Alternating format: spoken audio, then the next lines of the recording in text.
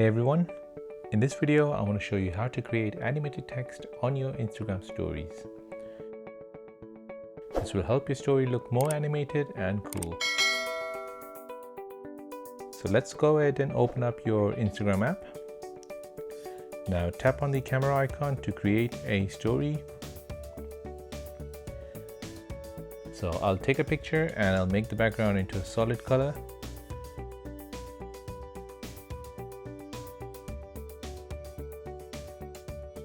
Now tap on the text icon at the top and type in something.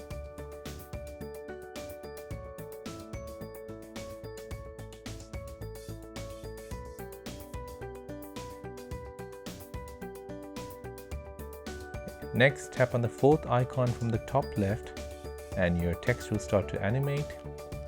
You can also add effects by tapping on the third icon from the top left. You can choose different styles and different effects for the text. Once you're happy, go ahead and publish the story. And that is how to create animated text on your Instagram stories. Hope you found this useful. If you did, please leave a like and subscribe to this channel for more social media videos like this.